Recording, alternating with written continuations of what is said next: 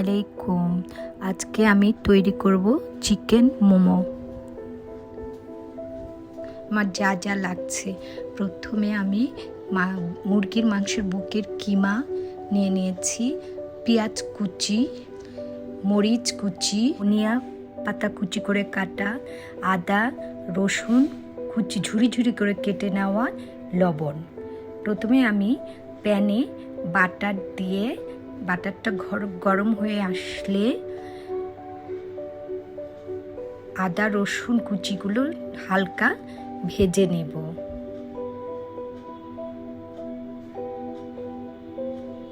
হালকা করে ভেজে আমি তুলে নেই।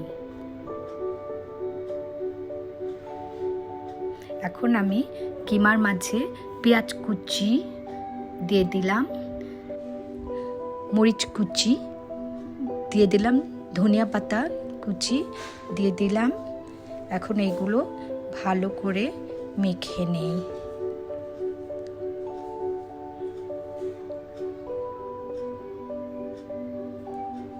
সয়া সস পরিমাণ মতো দিয়ে দিলাম, লবণ স্বাদ মতো দিয়ে ভালো করে মাখতে থাকি। এবার সামান্য পরিমাণ ভিনিগার দিয়ে ভালো করে আদা রসুন, তারপর সামান্য পরিমাণ পানি দিয়ে ভালো করে মেখে, কিভাবে মেখে আমি তৈরি করলাম দেখুন। এখন সামান্য পরিমাণ গোলমরিচ গুঁড়ো দিয়ে আবারও ভালো করে কিমাগুলো মাখিয়ে নেই, যেন প্রত্যেকটা কিমার ভিতরে সব মিশে যায়। এবার আমি ঢাকনা দিয়ে ঢেকে কিছুক্ষণ রেখে দেই। এবার আমি একটা বলে 2 কাপ ময়দা নেই, তারপর কর্নফ্লাওয়ার 1 কাপ, চাইলে আপনি 1/2 কাপও দিতে পারেন।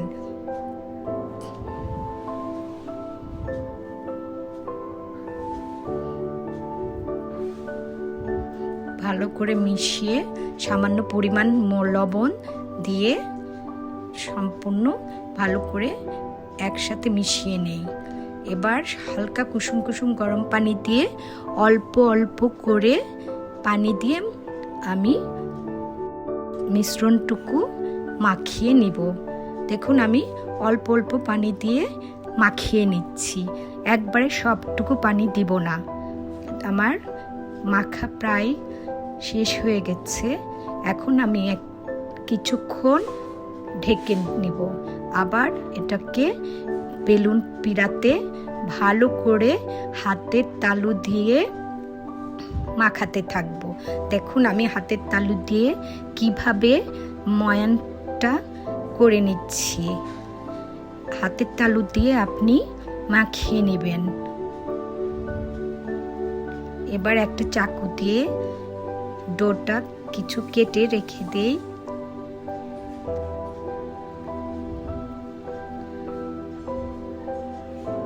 আমি একটা রুটির শেপ করে নেই।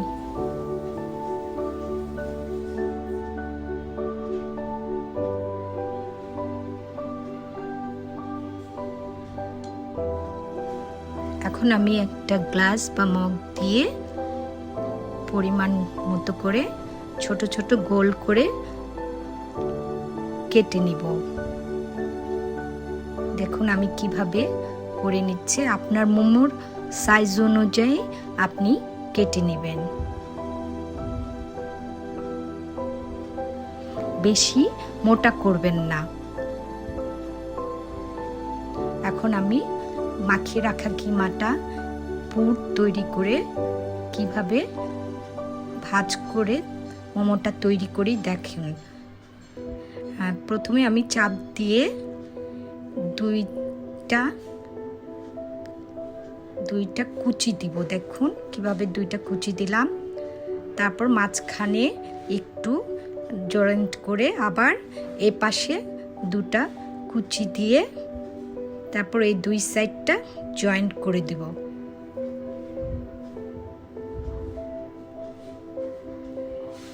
দেখুন আমি কিভাবে করছি, আবার আপনারা ভালো করে দেখে নিন।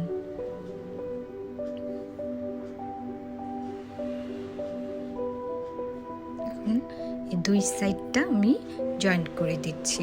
এখন আমি একটা স্টিমারে নিচে গরম পানি দিয়ে উপরে এখন আমি তেল মাখিয়ে নিচ্ছি। দেখুন কিভাবে মাখাচ্ছি। এখন মোমোগুলো একটা একটা করে বিছিয়ে দিচ্ছি যেন একটার সাথে আরেকটা না লাগে।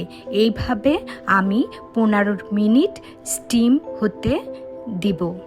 15 মিনিট পরে আমি ঢাকনা খুলে তৈরি হয়ে গেল মজাদার চিকেন মোমো।